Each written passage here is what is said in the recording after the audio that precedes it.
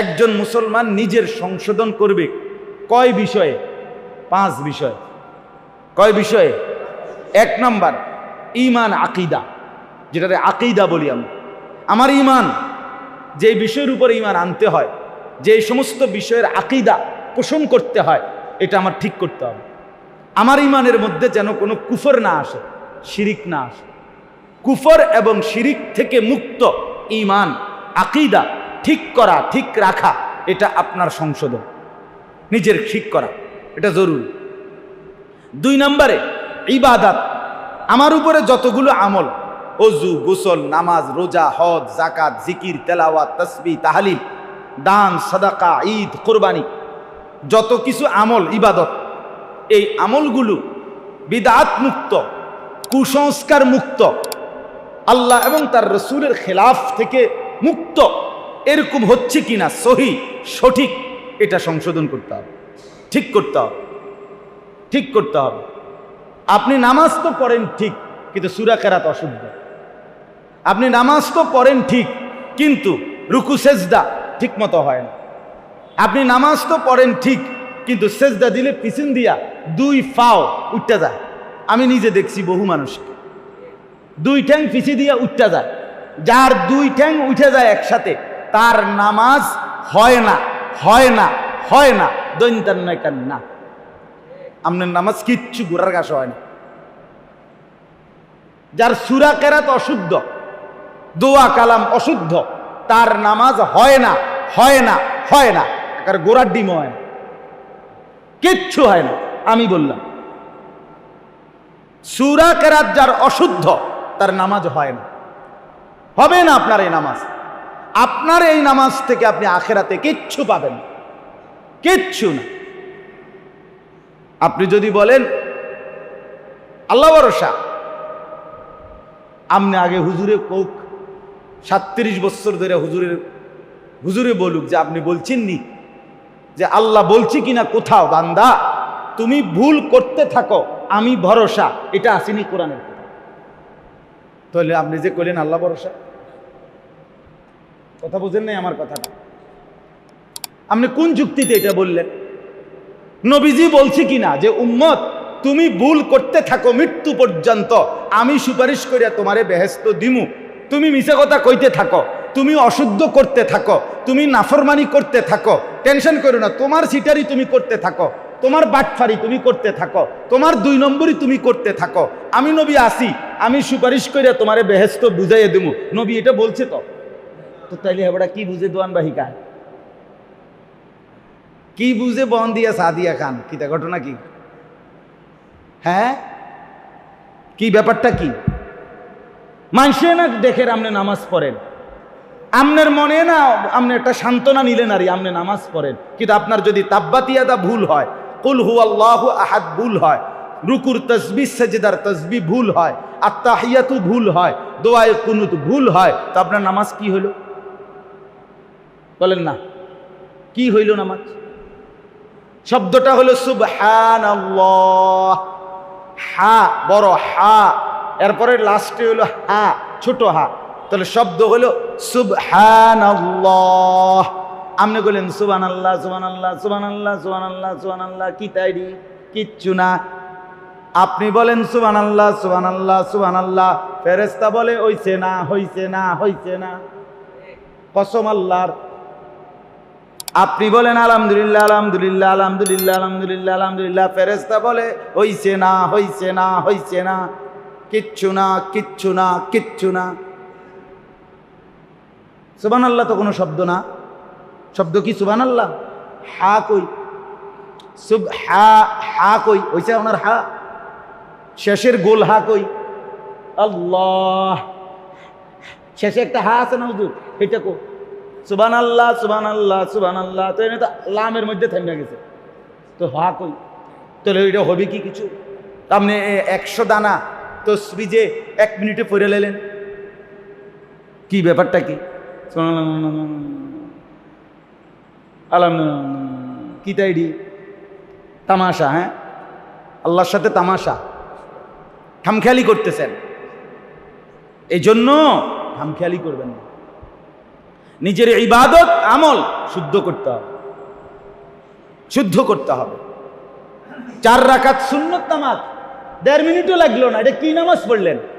কি মেশিন লাগাইলেন? এটা জাপানি? ঘটনাটা কি? একেবারে যদি মেশিনও পড়ে কেউ, তাইলেও তো এত তাড়াতাড়ি হইবার কথা না। আপনি কি পড়লেন এটা? আপনি তাহলে এটা একটু শুনান তো, প্র্যাকটিক্যাল শুনি আমরা একটু। আমনে 4 রাকাত সুন্নত আপনি কেমনে পড়েন? তখনই তো ধরা খাইবে। আপনি নুরানি মাদ্রাসার একটা বাচ্চা, আপনাকেও মাদ্রাসার, আপনাকেও কাবিলা বাজার নেসারিয়া হাফিজিয়া মাদ্রাসার একটা ছোট বাচ্চা ইন্টারভিউ লোক, হেতে শুধু শুনবো। আপনার গো বাচ্চা, আপনার নাতি হোক, সে ইন্টারভিউ হোক, আপনি তার সামনে পড়েন 4 রাকাত নামাজ কেমনে 2 মিনিটে পড়েন, কেমনে 1 মিনিটে পড়েন? কি ঘটনাটা কি? 100 দানা তসবিহ 33, 34 বার এত দ্রুত কিভাবে পড়েন? তামাশা, তামাশা। বুঝ দাও না কি একটা বুঝ দাও না। আমার একদিন একজনে বলছে, হুজুর 20 রাকাত তারাবি পড়ি আমরা, 13 ভাই না ফেরেশতাও। আমি বলছি, চাচা মনে রাখেন আমার নাম আনিস, হাসরের ময়দানে ফেরেশতাও আপনারে বলবো, চাচা আপনি 13 পাইছি না আমরা, আপনি কোন সময় পড়ছি এই জন্য লিখছি না, আমরা 13 পাইছি না।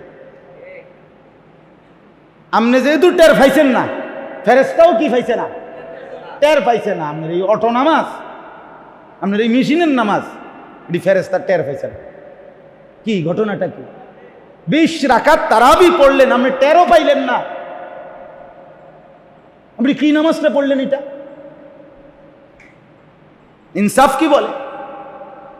8টার সময় নামাজ দাঁড়াইছে, খতমে তারাবি, 4 রাকাত ফরজ, 2 রাকাত সুন্নত, 20 রাকাত তারাবি, 3 রাকাত বিতির। কারেক্ট যখন 9টা বাজে শেষ করলো, খালাস, সব শেষ। আমি এক জায়গায় একবার পড়ছি, এইবার এক জায়গায় মেহমান হইয়া গেছিলাম, ওই মসজিদে পড়ছিলাম ভুলে, আল্লাহু আকবার। আমি মানে বুঝলাম যে এটা মানে ডাইরেক্ট মেশিন, ইনটেক মেশিন লাগাই, মানে জাপানিরা একটা ডাইরেক্ট একবার শুধু এই কোম্পানি মনে ফকির হইয়া গেছে এই মেশিন বানাইতে। এত দ্রুত কিভাবে পড়লো সে? পরে নামাজের পরে ওনারা আমার বললো, হুজুর আমগরে একটু কথা বলবেন। আমি বললাম, হ্যাঁ আমি তো অপেক্ষায় আছি, একটু কইতাম আমনগরে কইতাম না তো কারে কোন।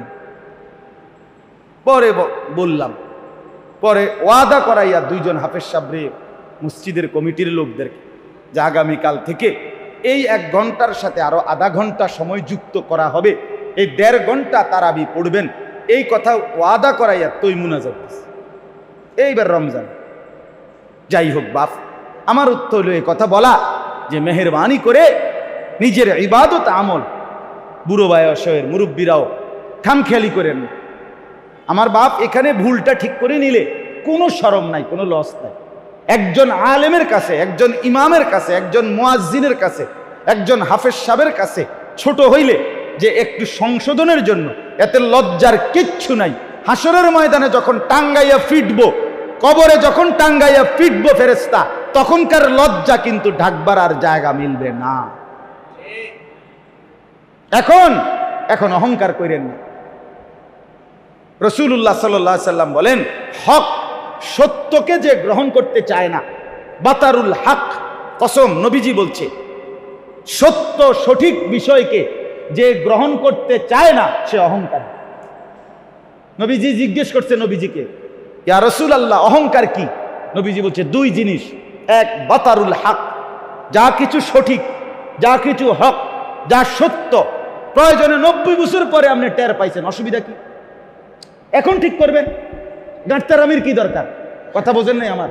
না যে এত বছর ধরে কইয়া আইছি মিয়া, হঠাৎ করে একটা কথা কইলই না, হঠাৎ করে ভুল সংশোধন শুধরানো, ভুল আপনার ধরা খাইতেই পারে, হঠাৎ করে ভুল আপনার নিজের মধ্যে থাকতেই পারে। আমি একবার এক জায়গায় বিয়ে পড়াইছি, সুন্নত তরিকার বিয়ে। তখন আমার এক মুরব্বী 90 বছরের হবে, জড়াইয়া ধইরা কাইন্দা বলছিল, হুজুর আমার এই জীবনে আমি এই প্রথম এমন সুন্দর বিয়ে আমার জীবনে আমি প্রথম দেখছি, কুমিল্লা মুরাদনগর। তো তাইলে এই বেচারার, এই মুরব্বীর এই সুন্দর কথা আমার খুব ভালো লাগছে, যে উনি মনের অজান্তে অকপটে স্বীকৃতি দিছে যে আমি এমনটার দেখি নাই। তো অসুবিধা কি? অসুবিধাটা কি? তাইলে এই জন্য বললাম, এখন যদি সংশোধন করে নেন, ঠিক করে নেন, আপনার ওযু, আপনার গোসল, আপনার নামাজ, আপনার রুকু সেজদা, অসুবিধা কি? আমি তো গত বছরও আমার খুলনার হজরত আমাদের এই অঞ্চলে আসে সব সময়, আমাদের খুলনার হজরত মাওলানা মুফতি নুরুল আমিন সাহেব দামাত বারাকাতুহুমুল আলিয়া, গত বছরও আমি আমার বাসায় হজরত ছিলেন, রাতের 1:30-2টা বাজে হজরত, আমি নিজে একা আমার বাসায় রাত্রে হজরতকে বলছি, হজরত আমার 2 রাকাত নামাজ, আমার রুকু সেজদা আমি এটা দেখাই হজরত, আমার এটা কোনটা কোনটা হয় কিনা। তো হজরত আমার রুকু সেজদা আবারও ঠিক করে দিছে। অসুবিধা কি? এত সমস্যাটা কোথায়? এত সমস্যা কোথায়? এই জন্য বাপ, ইবাদত আমল সংশোধন করা নিজের, এটা ইসলাহি মজলিসের অংশ, ইসলাহের সংশোধনের অংশ। 3 নাম্বার হলো মুআমালাত, লেনদেন। জীবন চলার পথে আমরা উপার্জন মানেই লেনদেন, যে আমরা যেভাবে উপার্জন করি, চাকরি বলেন, ব্যবসা বলেন, ক্ষেত বলেন, খামার বলেন, হ্যাঁ, জমির কেনা বেচা বলেন, প্রতিনিয়ত আমরা জীবন চলতে উপার্জন করতে গিয়ে যাই করছি সব কিছু লেনদেন কিনা? কথা বলেন না? এই লেনদেনের মধ্যে হালাল কোনটা, হারাম কোনটা, জায়েজ কোনটা, না জায়েজ কোনটা, বৈধ কোনটা, অবৈধ কোনটা, এটা সংশোধন করা আপনার জন্য লাজম, বাধ্যতামূলক। এটা আপনার ইসলাহের অংশ, এটা আপনার তাজকিয়ার অংশ, এটা আধ্যাত্মিকতা, এটাই তরিকতের এটাও একটা অংশ। ইমাম মুহাম্মদ রাহমাতুল্লাহ আলাই জগৎ বিখ্যাত ইমাম ছিলেন, ইমামে আজম আবু হানিফা রাহমাতুল্লাহ আলাইহির শ্রেষ্ঠতম শাগরিদ ছিলেন ইমাম মুহাম্মদ, জগৎ বিখ্যাত আলেম। 3 জন খলিফা বাদশাহ ওনার ছাত্র ছিলেন, এত বড় আলেম ছিলেন। এই উনাকে একবার উনার জামানায় উনি ইসলামের বিষয়ে কিতাব লিখছেন, তো উনারে একদিন বলছে, হুজুর তাসাউফ, আধ্যাত্মিকতা, সুলুক, এই বিষয়ে আপনি কোনো কিতাব লিখলেন না? বলল, হ্যাঁ লিখছি তো। বলছে, কই, কোথায়? আমি যে কিতাবুল বুয়ু মুআমালাত, মানুষের লেনদেন সম্পর্কিত যেই কিতাবগুলো লিখছি, যেই অংশগুলো, এইটাই হচ্ছে আধ্যাত্মিকতা, এটাই তাসাউফ, এটাই সুলুক। অর্থাৎ কোনো মানুষের লেনদেন সঠিক, কোনো মানুষ হালাল হারাম বাইসা চলে, কোনো মানুষ জায়েজ না জায়েজ বাইসা চলে, এটা সবচেয়ে শ্রেষ্ঠতম আধ্যাত্মিকতা, এটা সবচেয়ে শ্রেষ্ঠতম সুলুক, তরিকত। বুঝেন না? এমনি তো আপনি করে বেসক ধরেন, কথা বুঝছেন না, এমনি খুব একটা বুজুর্গির বাপ, কিন্তু আপনি তো আপনার লেনদেনের মধ্যে সুদ, আপনার লেনদেনের মধ্যে 2 নম্বরই, তো লাভ হইল কি? আমাদের এই কুয়ানি, এটাদের অর্থ কি? কথা বলে। এই জন্য 3 নম্বরে প্রত্যেক মানুষের লেনদেন হালাল হারাম বাইসা, কোনটা জায়েজ কোনটা না জায়েজ, কোনটা হালাল কোনটা হারাম, আমার জীবনে আমার লেনদেন। আপনি যদি জমির কেনা বেচা করেন, তো এখানে হালাল হারাম কি জেনে নেওয়া ফরজ। আপনি যেই ব্যবসা, যেই চাকরি, যেই কামাই করেন, সবই না জানেন, আপনি যেই দোকানদারিটা করেন, এখানে হালাল হারাম কি কি, এটা জেনে নেওয়া আপনার জন্য ফরজ। ফরজ যে হুজুর আমার দোকানের মাল এই, আমারে কোম্পানি দেয় এমনে, আমার থেকে টাকা নেয় এভাবে, আমি এই কথাটা, আমার কোনটা হালাল কোনটা হারাম, আমারে যে বদনার লগে বালতি দেয়, বালতির লগে বদনা দেয়, বোঝেন না কথাটা, আমারে লোডার লগে বদনা দেয় ফ্রি, তো এটা হালাল না হারাম এটা জানার কোনো নিয়ম নাই, না এমনি কোম্পানি যেটা দেয় দেয়। কথা বলেন না কেন? আব্দুল সালাম ভাই কর না কেন? মানে দিন, আপনার ব্যবসা, আপনার যেটুকু, এটুকুর মধ্যে হালাল হারাম জেনে নেওয়া, এটা আপনার জন্য ফরজে আইন, ফরজে আইন। জমির লেনদেন, এই যে আমাদের সমাজে অহরহ আপনার বন্ধকের যেই নিয়মটা চলে আমাদের সমাজে, কোনো গুনাহ 1000 বছরও যদি চলে, তারপরও গুনাই, হারাম হারামই। এই যে আমাদের দেশে যে 20 শতক 30 শতক জায়গা আমি আপনারে দিলাম, আপনি আমারে 50,000 টাকা কি দিছেন? এর নিয়ম কি? বন্ধকের নিয়ম হইল, আমাদের দেশের নিয়ম হইল যতদিন পর্যন্ত আমি এই টাকা শোধ করতে না পারবো ততদিন পর্যন্ত ওই বেটা জমি এটা কি করে, চাষাবাদ করে ভোগ করে। এটা 100 হারাম, 100 হারাম, 100 হারাম, হারাম হারাম হারাম। এটা হারাম বেটা। এটার থেকে যে টাকাটা কামাই খায়, হারাম খায়, শতভাগ হারাম।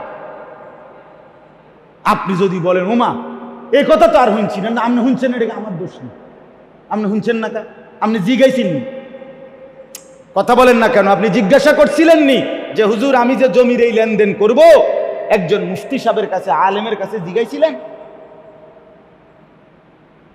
যদি বলেন না জিজ্ঞাসি, উনি আমারে হালাল কইছে, তো হে হুজুর রে এখন না আমরা কোন, তার বিচার আমরা মিল্লা করুন। সেই হে হুজুর কেডা? ফয়েজ ভাই নাকি? বলেন, জিজ্ঞাসাই তো করেন না। আর রাখো হুজুর, হুজুরের কথা ধরলে চলতো না, সব কথা হুজুরের ধরে ফাটতা না। আরে বাপরে, পণ্ডিত মাতবরি, হ্যাঁ, জিন্দিগি মানে চা দোকান, জীবন মানে বন বিড়ি, এই কদ্দুরে খাইয়া দাইয়া যাপ জীবন কাটাইলাম, এটাই জীবন। এই ভাত মাছ চাল ডাল পাঙ্গাস তেলাফিয়া, এই জীবন? আস্তাগফিরুল্লাহ। কবর, আখিরাত, পরকাল, এরপরে গাছের ফল এখনো পরিপক্ক হয় নাই, বেচা লাইলেন কারে জিগায়া? পুকুরের মাছ আপনি দেখেনও নাই, আপনার কোনো আন্দাজও নাই, আপনি কি সবটা মাইপা কেমনে হালাল পন্থায় বেচা কিনা করতে হয় সম্পূর্ণ আন্দাজের উপরে বিক্রি করে ফেললেন। তো এটা হালাল হলো না হারাম হলো জিজ্ঞেস করছিলেন? এর কি কোনো মাসালা নাই? এটার কি কোনো নিয়ম নাই? এই জন্য বাপ, মুআমালা 3 নাম্বার, লেনদেন সংশোধন করা চাই, ঠিক করতে হবে লেনদেন। 4 নাম্বার, মুআশারাত, পারস্পরিক আচরণ। আমি একজন মানুষ, এই আমার সাথে এই পৃথিবীর যত মানুষ, কেউ আমার মা বাবা, কেউ আমার দাদা নানা, কেউ আমার স্ত্রী, কেউ আমার ছেলে মেয়ে, কেউ আমার ভাই বোন, কেউ আমার চাচা দাদা, কেউ আমার মামা ফুফা, কেউ আমার বন্ধু, কেউ আমার প্রতিবেশী, কেউ আমার পার্টনার, কেউ আমার সাথে একলগে সফরে গেছি, ইত্যাদি ইত্যাদি। এই পৃথিবীর প্রত্যেক মানুষের সাথে আমার যেই সম্পর্ক, এই প্রত্যেকের সাথে কার সাথে আমার আচরণ কি হবে এটা জানা শরীয়ত থেকে, দিন থেকে, এটা আমাদের জন্য ফরজ দায়িত্ব, এবং সেই আলোকে আচরণ সংশোধন করা, এটা আমাদের ইসলাহ সংশোধনের অংশ। আমার মা, আমার তার অধিকার আমার কাছে কদ্দুর, আমার এটা জানা দরকার। আমার স্ত্রী, তার অধিকার আমার কাছে কদ্দুর। আপনি যে আপন স্বাস্থ্য ভাই, আপনার আপন ভাতিজা, আপন ভাই, তারে এই পরশুদিনও আমি এক জায়গায় মাহফিলে গেছি, চেয়ারম্যান সাহেব বক্তব্য দিছে আমার বয়ানের পরে মুনাজাতের আগ টাইমে। উনি বলতেছেন আফসুস করে, আপন ভাই, রক্তের ভাই, এই বেচারার ঘরের পাশ দিয়া শুধুমাত্র মানে 1 হাত জায়গা যদি দেয়, ওই পিছনের ভাইয়ের রাস্তা বাইর হইতে পারে, রাস্তা দিয়ে বাইর হইতে পারে, এ দেয় না, দিত না, হেরে দিত না জায়গায়, এ 1 হাত জায়গা ছেড়ে দিবে না, প্রয়োজনে 30 বছর এটা লইয়া মামলা করবো, কিন্তু এটা দিত না। কিন্তু এবারটা ওই 30 মাইল দূরে আরেকখানে গিয়া সেইখানে মাহফিলে বা মসজিদে অথবা কোনো জায়গায় কোনোখানে 30,000 টাকা দান কইরা একটা বিরাট স্লোগান লইয়া বাইতে যাচ্ছে। হ্যাঁ, জনাব অমুক 30,000, সবাই কইছে মার হাবা, হাবারে মার মার,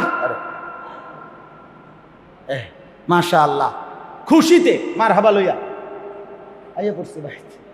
ওই বেটার কপালে জুটে গেল, এখান থেকে বাড়ি চান্দিরাওয়ালার কপালে জুটে গেছে 30,000 টাকা। আপন চাস্তো ভাই, 1 বিঘত জায়গা, তারে 500 টাকা দিলে, তারে 10,000 টাকা দিলে তার ছেলেটার ফর্ম ফিল আপ হয়ে যাইতো। কথা বুঝছেন না? তার মেয়েটার বড় একটু উপকার হইতো না, হেতেরে দিতাম না, দরকার হইলে সাবাই হালাই দিব। এটা কি ইসলাম? এটা দিন? তাইলে কার সাথে আমার আচরণ, হক কদ্দুর, এটা জানা চাই। জানা আছে। বন্ধু পাবে কদ্দুর, বাবা পাবে কদ্দুর। আচরণ নবীজি বলছেন কিয়ামতের আলামত আতা আর রাজুলু ইমরাআতাহু, ব্যক্তি তার স্ত্রীর গোলামি করবে, ও আক্কা উম্মাহু, মায়ের নাফরমানি করবে। নবীজি বলছে আকসা আবাহু আদনা সাদিকাহু, কিয়ামতের আলামত বাবাকে দূরে সরিয়ে দেবে, বন্ধুকে কাছে টেনে নেবে। হ্যাঁ, অসংখ্য যুবক আজকে ইয়াং ছেলে পেলে বন্ধুদের সাথে ঘন্টার পর ঘন্টা জিন্দেগির সমস্ত উপার্জন সব কিছু বন্ধুদের পিছনে শেষ। কিন্তু বাবা ডাক দিল, তার সামনে 2টা মিনিটের জন্য বসতে তার রাজি না। বাবার সাথে সে দুশ্মনী, পরিবারের সাথে তার দুশ্মনী, কিন্তু বন্ধুদের সাথে তার গভীর মাখামাখি। এটা তো ইসলাম না, এটা তো দিন না। তাহলে আমাদের পারস্পরিক আচরণ, কার সাথে আমার কি আচরণ, এটা ঠিক করা আমাদের জন্য জরুরি। আর সর্বশেষ হলো 5ম নাম্বার হলো আখলাক। প্রত্যেক মানুষের ভিতরে কিছু চরিত্র আছে, মন্দ চরিত্র, উত্তম চরিত্র। যেমন হিংসা, এটা উত্তম চরিত্র না মন্দ চরিত্র, এটা দূর করা ফরজ। আবার মানুষের কল্যাণ কামনা করা, এটা উত্তম চরিত্র না মন্দ চরিত্র, এটা আনয়ন করা, নিজের মধ্যে এই মানসিকতা তৈরি করা, এটা আমার দায়িত্ব। কৃপণতা, এটা উত্তম না অপছন্দনীয়, এটা ত্যাগ করা। দানশীলতা, এটা উত্তম কিনা, এটা আনা। এই জন্য প্রত্যেক মানুষের কিছু মন্দ চরিত্র আছে, সেগুলো সরানো, উত্তম চরিত্র আছে, সেগুলো আনা। এটাকে বলা হয় আখলাক। তাহলে কয়টা হইল? 5। এই প্রত্যেক মানুষ তার জীবনে উলামায়ে কেরামের কাছ থেকে কোরআন সুন্নাহর আলোকে এই 5 জিনিস সংশোধন করতে হবে। নিজের ঈমান আকীদা 1, 2 নিজের ইবাদত আমল, 3 নিজের মুআমালাত লেনদেন, 4 নিজের মুআশারাত, সমাজের সকলের সাথে তার আচরণ, 5 তার ভেতরের আখলাক, চরিত্র। তাহলে একজন মুসলমানের দিন শেখা, কোরআন সুন্নাহর মাসআলা শোনা, জানা কি পরিমাণ দরকার। আমাদের দেশে মাহফিল, বছরে একবার মাহফিল হইয়া 2বার হইলেই অনেকের মাথা ব্যথা। এত ওয়াজ দিয়ে করে কি? এত ওয়াজ দিয়া ঘাস কাটে, এত ওয়াজ দিয়া ঘাস কাটে। প্রতি মাসে ওয়াজ দিয়া করে কি? আপনি জানেনটা কি? আপনার শিখা হইল কদ্দুর এখনো? বলেন। ইমাম সাহেব জুমার নামাজে বয়ান করে, সামনের কাতারে মুসল্লি, হুজুরের ওয়াজ শুরু, এবার জুরানি শুরু। আপনি দেখছেন অসংখ্য মুসল্লি, আপনি চাইয়েন ইমাম সাহেবের বয়ান শুরু, এবার কি এরকম করে বর্ষি দিয়া মাছ ধরে বইয়া। ইমাম সাহেবের ওয়াজ শেষ, এবার জুরানি শেষ। এবার আপনি যদি জিজ্ঞাসা করেন চাচা আর জুরাইতেন না, বলবে জুরাইলাম হইলে, কিন্তু হুজুরে তো ওয়াজ শেষ করে দিছে, এটা হুজুরের দোষ। হুজুরে ওয়াজ থামাইলো কেন? হুজুরে যদি ওয়াজ চালু রাখতো তাহলে উনি আরো জুরাইল। তাহলে আপনি কি শুনলেন? দিন কি শিখলেন? বাপ, আমার অনুরোধ আপনাদের কাছে, আরেকটু কাজে লাগান হায়াত, জিন্দেগি আরেকটু কাজে লাগান।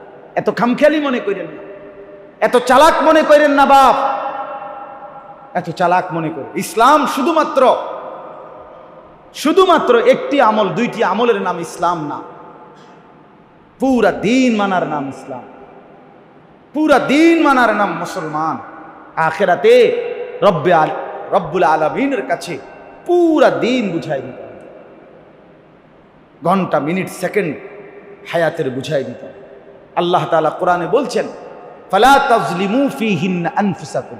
বান্দা, মাস আমার, বছর আমার, সপ্তাহ আমার, দিন আমার, ঘন্টা আমার, সেকেন্ড আমার, মিনিট আমার, আমার দেওয়া সময়ে নিজের উপরে গুনাহ করে নিজের উপরে জুলুম করো না, নিজেরে বরবাদ করো না। আমি বান্দা সময় দিছি লম্বা, হায়াত দিছি লম্বা, কিন্তু আমি কসম বান্দা, আমি কিন্তু ছেড়ে দেব না। আমার প্রতি সেকেন্ডের হিসাব আমি নেব, প্রতি মিনিটের হিসাব আমি নেব। আমার এই হিসাব দিতেই হবে। তুমি এটা তামসা মনে করো, বিকালবেলা এটা ফালতু টাইম, রাত্রেবেলা ভাত খাইবার পরে এটা বেহুদা টাইম, আপনি বইয়ে বইয়ে মোবাইল টিপবেন আর বেডি চাইবেন আর নাচ গান দেখবেন। এই সময়ের কোনো দাম নাই, এটা আপনার আব্বার সময়। হ্যাঁ, সময় এটা আপনার আব্বার, এটা আপনার দাদার সময়। সময় কার? তো আপনাকে জবাব দিতে হবে না? এই আয়াতটা শুনেন এইবার, তাইলেই আমার কথা শেষ। এই আয়াত আল্লাহ তাআলা বলেন, ওয়াহুয়াল্লাযী জাআলাল লাইলা ওয়ান নাহারা, তিনি আল্লাহ যিনি বানিয়ে থাকেন আল লাইলা ওয়ান নাহারা, রাত এবং দিন। তাহলে রাত এবং দিন কে বানান?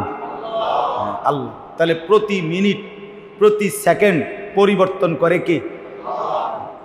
ইউকাল্লিবুল্লাহুল লাইলা ওয়ান নাহার।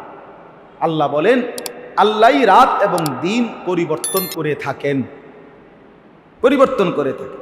আল্লাহ বলেন তিনি আল্লাহ যিনি রাত এবং দিন বানান। খিলফাতান, কিরকম বানান? পর্যায়ক্রমে, ধারাবাহিক, বাই রোটেশন। একবার রাত একবার দিন, একবার রাত একবার দিন, একবার রাত একবার দিন। এর কোনো ব্যতিক্রম আছে? কথা বলেন, এর পরিবর্তন আছে?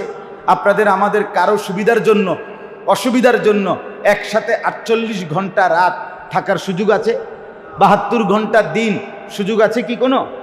আল্লাহ বলেন ওয়াহুয়াল্লাযী জাআলাল লাইলা ওয়ান নাহারা খিলফাতান, তিনি আল্লাহ যিনি রাত এবং দিনকে বানান। খিলফাতান মানে পর্যায়ক্রম, ধারাবাহিকভাবে, বাই সিরিয়াল। একবার রাত একবার দিন, একবার রাত একবার দিন। এখন প্রশ্ন হলো, আল্লাহ বলেন যে যদি আমাকে প্রশ্ন করো আল্লাহ আপনি রাত কেন বানান, আপনি দিন কেন বানান, এই সময় কেন দিলেন, এই হায়াত কেন দিলেন, জীবনের এই ঘন্টা মিনিট সেকেন্ডগুলো কেন বদলাচ্ছেন? আল্লাহ বলেন দুই উদ্দেশ্যে। এক, লিমান আরাদা আন ইয়াযাক্কারা, যারা আমি আল্লাহকে স্মরণ করতে চায়, আমার জিকির করতে চায়, আমার বন্দিগি করতে চায়, আমার গোলামি করতে চায়, আমি তাদের জন্যই রাত বানাই, তাদের জন্যই দিন বানাই। কোনো সিটার, বাটপার, কোনো সুদখোর, ঘুষখোর, হারামখোর, কোনো নাফরমান, বেহায়া, পাপী, খোদার কসম আল্লাহ বলেন এই সমস্ত সিটার বাটপারের জন্য আমি রাত দিন বানাই নাই, আমার গোলামি, আমার বন্দিগি করিনেওয়ালা বান্দাদের জন্য বানাচ্ছি।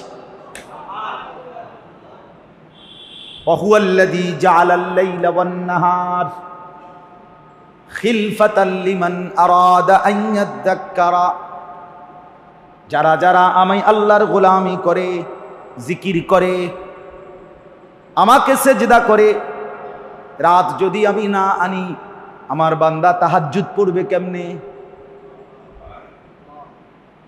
সকালের সূর্য যদি আমি না উঠাই আমার বান্দা ইশরাক পড়বে কেমনে?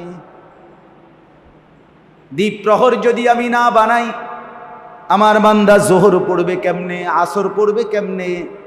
সূর্য যদি আমি না ডুবাই মাগরিব হবে কিভাবে? এই জন্য রব্বুল আলামিন বলে সময় বদলাই, রাত আনি, দিন আনি, সবগুলো ঘন্টা মিনিট সেকেন্ড আমি রব্বুল আলামিন আমার বন্দিগির জন্য। লিমান আরাদা আন ইয়াযাক্কারা, যারা যারা আমি আল্লাহকে জিকির করতে চায়, স্মরণ করতে চায় তাদের জন্য। হ্যাঁ, দুনিয়ার অনেক মানুষ আয় মুসলমান, অল্প কিছু সম্পদের মালিক, দুই চারটা দুনিয়ার লাইনের কিছু পড়ালেখা করে শুদ্ধ কথা বলে। হুজুররা করে কি? মাদ্রাসায় হয় কি? মোল্লা মুন্সিরা করেটা কি? ওদের কাজটা কি? ওদের দ্বারা উপকার কি হচ্ছে দেশের, জাতির? ওদের দ্বারা, আরে বেটা, ওদের দ্বারা পৃথিবীর স্বাভাবিক এই গতি, আসমান এবং এই জমিনের এই পর্যায়, রাত্র দিনের এই আবর্তন, আল্লাহকে যারা ডাকে, কোরআন যারা পড়ে, সেজদা যারা করে, খোদার কসম তাদের কারণেই পরিবর্তন হচ্ছে, তোমার বাপ দাদা 14 গোষ্ঠীর কারো কারণে নয়, গোলামির কারণ, সেজদার কারণ। আমার শায়েখ আল্লামা মুফতি মুশতাকুর নবী সাহেব হুজুর অনেক সময় বলে যে এই শহরে, মনে করেন ঢাকা শহর, এক শহরে এক রাতে যে পরিমাণ গুনাহ হয়, অসভ্যতা, নোংরামি, গান, বাদ্য, নাচ গান, জিনা, ব্যভিচার হয় রাত গভীরে, এক রাতেই আল্লাহর গজব ধ্বংস করে দেওয়ার কথা ছিল, কিন্তু রাতের 4টা বাজে, 3টা বাজে মাদ্রাসার হেফজখানার শত শত ঢাকা শহরের গলিতে গলিতে, ভবনে ভবনে রাতের 3:30 4টা বাজে 8 বছরের 10 বছরের কিছু মাসুম বাচ্চা রাত গভীরে উঠা অজু কইরা মালিকের কোরআন নিয়া হাফেজ সাহেব হুজুরের কাছে সবক দেওয়ার জন্য পড়তে বসে, খোদার কসম আল্লাহ তখন আরশে আজিম থেকে বলে যে হায় নাফরমানদের নাফরমানির কারণে আমি তো চেয়েছিলাম আজাব দিয়ে ধ্বংস করে দিতে, কিন্তু তোরা জেগে গেলি, আমার কোরআন নিয়ে বসে গেলি, তোদের বরকতে আমি আজাব তুলে নিলাম, তোদের বরকতে আমি আজাব তুলে নিলাম, তোদের সেজদা তোদের গোলামি আমার পছন্দ হয়েছে, এদের বরকতে। এজন্য দ্বীনকে ভালোবাসেন, মাদ্রাসাকে ভালোবাসেন, কোরআনকে ভালোবাসেন, বাপ উলামায়ে কেরামকে ভালোবাসেন, আল্লাহর সাথে আখিরাতের সাথে সম্পর্ক বাড়ান। আগামী জেনারেশন, আগামী প্রজন্মকে দ্বীন থেকে বঞ্চিত করেন না, কোরআন থেকে বঞ্চিত করেন না। সারাটা দেশ অস্থির, সারা দেশ লক্ষ কোটি আমাদের সন্তান, আমাদের ভাই অস্থির হয়ে আছে, অস্থির হয়ে আছে। হায় জাতি, হায় প্রজন্ম, নতুন জেনারেশন, আগামী সময়ে কি হবে তাদের, কি শিখছে, কি পড়ছে, কে কাকে নিয়ে খেলতেছে। হায় আল্লাহ, হায় আল্লাহ, তাজা রক্ত, তাজা খুন আমার জমিন গড়াগড়ি খাচ্ছে। যে কয়জন সন্তান মায়ের বুক খালি হইল, সে মায়ের আহাজারিটা কি বলে। এই আজকে 2-3 দিন কি পরিমাণ গোলযোগ সারা দেশে চলতেছে। স্কুল কলেজ ইউনিভার্সিটির ছাত্র ভাইরা, এই জেনারেশন কে তাদেরকে ফিরাবে, কে বুঝাবে, কে কি বলছে, কি কি করছে। হায় আল্লাহ, এজন্য বাপ আমার অনুরোধ রইল, সারা পৃথিবী মিলে মানুষ ইসলাম এবং মুসলমানকে, ইসলাম বিরোধীরা ধ্বংস করার বহুমুখী ষড়যন্ত্র, কেউ সিলেবাস, কেউ শিক্ষা কারিকুলাম, সবাই শুধু অস্ত্র দিয়েই মুসলমানকে ধ্বংস করবে। বিষয়টা এমন না, বিষয়টা এমন না। যদি ক্লাস 1 থেকে মাস্টার্স পর্যন্ত আখেরাত, পরকাল, কোরআন, সুন্নাহ, কবর, হাসর, মিজান, ফুলসেরাত, এই কথাগুলো যদি মুসলমানের সন্তান সঠিকভাবে শুনতে না পায়, শিখতে না পায়, তো 20 বছর পরে হইতে পারে যে আস্তিকের চাইতে নাস্তিকের সংখ্যাই বেড়ে যাবে। আল্লাহকে চিনাওয়ালার চাইতে চেনে না এমন সন্তানই বেড়ে যাবে। এখনই তো আমাদের হালাত হইল, অসংখ্য ছেলে পেলে, অসংখ্য মুসলমান আল্লাহর কোরআন না পারা, না পড়া, শিখতে শুদ্ধ দেখে দেখেও পড়তে পারে না। এটা যে একটা অপরাধ, এইটাও তো স্বীকার করতে চায় না। আপনি বোঝেন নাই আমাদের কথা। আপনি এই সমাজে চলেন না, এখন আপনাদের এলাকায় কাবিলা হাঁটি, যারা যারা কোরআন শরীফ শুদ্ধ পড়তে পারে না, এটা যে একটা দোষ, এটা যে একটা ত্রুটি, এটা যে একটা অপরাধ, এটা যে একটা গুনাহ, এইটাও তো ওনার কলিজার ভিতরে নাই। আপনি চান না গিয়া, যদি কলিজার মধ্যে থাকতো সে একটু হইলেও তো কোরআন শরীফ শিখার চেষ্টা করতো না। তো এটা যে অপরাধ, সে তো এটাই বোঝে না এখন। এরপরে তো এরপরের জেনারেশন আগামী 20 বছর পরে বলবে কোরআন শরীফ কি জিনিস, কোরআন শরীফ কি জিনিস চিনলাম না তো।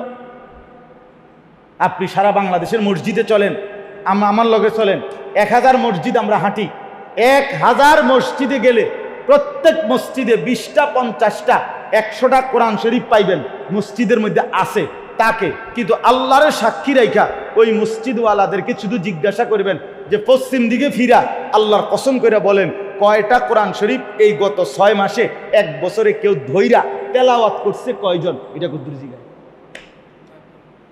কথাটা বুঝছেন না? পড়িন না কই?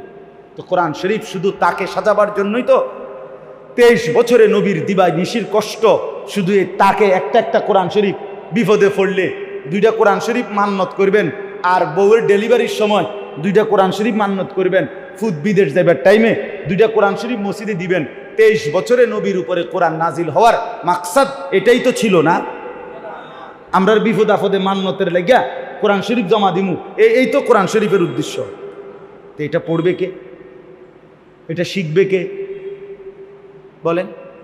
এখনো বাংলাদেশে আপনাদের অনেকের গায়ে সহে না, এত মাদ্রাসা ছোট ছোট এডি করে ডাকে। এখনো বাংলাদেশে সর্বোচ্চ 90 থেকে 1 লক্ষ মাদ্রাসা, আর কমপক্ষে আপনার 6 লাখের চাইতে বেশি জেনারেল শিক্ষা প্রতিষ্ঠান, আরো বেশি।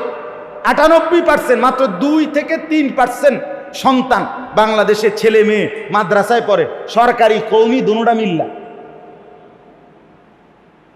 97% সন্তান এখনো স্কুলগামী। তো খুব বেশি হয়ে গেছে না? কথা বলেন না কেন? মাদ্রাসা খুব বেশি হয়ে গেছে, মসজিদ বেশি হয়ে গেছে, হুজুর খুব বাইরে গেছে নাকি? তা হুজুরের যন্ত্রণায় আপনারা মরিয়া যেতেছেন নাকি? হ্যাঁ বলেন, কই এখনো আলেম, কই এখনো মাদ্রাসা কোথায়? এখনো কয়জন? আমি খুলনা ইউনিভার্সিটিতে, খুলনা এই প্রকৌশল ইউনিভার্সিটি, ওইখানে গেছিলাম। ওইখানের জমি, মানে খুলনা ইউনিভার্সিটির এই জমিটা 17 একর, 1700 শতক, 1 একর 100 শতক। বাংলাদেশের কয়টা মাদ্রাসা মিলাইলে, কয় হাজার মাদ্রাসা একসাথে জায়গা মিলাইলে, কাবিলা বাজারে যে নেসারিয়া মাদ্রাসার জমি মানে 1 একর তো নাকি 1000 শতক, তো কদ্দুর জায়গা 40 শতক জায়গা। তো তাহলে ওইখানে 17 একর জায়গা বাংলাদেশের একটা ইউনিভার্সিটি। তো ঢাকা ইউনিভার্সিটির জায়গা কদ্দুর, জাহাঙ্গীরনগর ইউনিভার্সিটির জায়গা কদ্দুর, চিটাগাং ইউনিভার্সিটির জায়গা কদ্দুর? বলেন, কথাটা বুঝছেন কিনা? তাইলে এখনো মাদ্রাসাগুলো কি খুব বেশি জায়গা দখল করে নিয়েছে বাংলাদেশে? তো এই জন্য আপনাদের কাছে আমি অনুরোধ করলাম, মেহেরবানি করে বুঝতে শিখেন, দয়া করে আল্লাহর ওয়াস্তে এই কথাটা বুঝেন। এই রাত, এই দিন কাজে লাগাবেন, নিজের ঈমান, নিজের আমল, নিজের আখেরাত, নিজের পরকালের ফিকির আরেকটু বেশি, নিজের এবং স্ত্রী সন্তানের আরেকটু ফিকির বাড়াবেন। বলেন ইনশাআল্লাহ। শেষ শব্দ হইল আও আরাদা শুকুরা। আল্লাহ বলেন, দ্বিতীয়ত রাত এবং দিন আমি আল্লাহ যেই উদ্দেশ্যে বানাই, এই সময় বদলাই, এটার দ্বিতীয় উদ্দেশ্য হলো যারা যারা আমার নেয়ামত পেয়ে আমি আল্লাহর শুকর আদায় করতে চায়, তাদের শুকর আদায়ের জন্য আমি আল্লাহ রাত্র এবং দিন বানিয়ে থাকি। অর্থাৎ আমার শুকর আদায় করবে, আল্লাহ আমাকে খাওয়াইছেন, পড়াইছেন, স্ত্রী দিছেন, সন্তান দিছেন, মাল দিছেন, সুখ দিছেন, স্বাচ্ছন্দ্য দিছেন, শরীর স্বাস্থ্য দিছেন, জীবন যৌবন দিছেন। আল্লাহ আপনার শুকর, আপনার জন্য সেজদা দিলাম, আপনার জন্য দান করলাম, আপনার জন্য সাদাকা দিলাম, আপনার জন্য হজ করলাম, আপনার জন্য যাকাত দিলাম। এই যে ইবাদতের মাধ্যমে শুকর আদায় করা, আল্লাহ বলেন আমার শুকর আমার স্মরণ, আমার শুকর আমার স্মরণ। এই 2 উদ্দেশ্যের জন্য পৃথিবী বদলাচ্ছি, সময় পাল্টাচ্ছি, রাত্র দিন বানাচ্ছি। আল্লাহ তাআলা আমাদের প্রত্যেককে নিজের হায়াত, নিজের সময়, এই জিন্দেগির কদর করবার তৌফিক দান করেন দয়া করে। আর কোনো দিন ফিরবেন না, আমিও না, আপনিও না, একবারই কবরে যাবেন, আর আসবেন না। কাজেই আসার আর কোনো সুযোগ নাই। আজই সময়কে কাজে লাগান, হায়াতকে কাজে লাগান। আল্লাহ তাআলা আমাদের সবাইকে তৌফিক দান করেন। আলহামদুলিল্লাহ রাব্বিল আলামিন। মৌলাই করিম আপনি মাফ করে দেন, মেহেরবান মৌলা এই মজলিস আপনি কবুল করে নেন। আল্লাহ আমার এই বাবা, ভাই, চাচা, জওয়ান, বুড়ো সবাইকে কবুল আর মনসুর করেন, ঈমান আমলের দৌলত দান করেন, আগামী জিন্দেগি সুন্দর করবার তৌফিক দান করেন। অসুস্থ বিমারি যারা শিফা করে দেন, এলাকার সমস্ত কবরবাসীদেরকে মাফ করে দেন, প্রত্যেকের কামাই রুজিতে হালাল বরকত দান করেন, প্রবাসীদেরকে সহি সালামতে নিরাপদে রাখেন, পর্দার আড়ালের মা বোনদেরকে পর্দা পুশিদা দান করেন। আল্লাহ যেই যুবক ভাইরা, নওজোয়ানরা এই ইসলাহি মজলিসের জন্য খেটেছে, পরিশ্রম করেছে, আল্লাহ তাদের হিম্মত আরও বাড়িয়ে দেন, আগামী দিনেও এই মজলিস চালু রাখবার তৌফিক দান করেন। আমাদের প্রত্যেকের নেক মাকসাদ আপনি পূরণ করে দেন। রব্বির হামহুমা কামা রব্বায়ানি সগীরা। সুবহান রব্বিকা রব্বিল ইজ্জাতি আম্মা ইয়াসিফুন ওয়া সালামুন আলাল মুরসালিন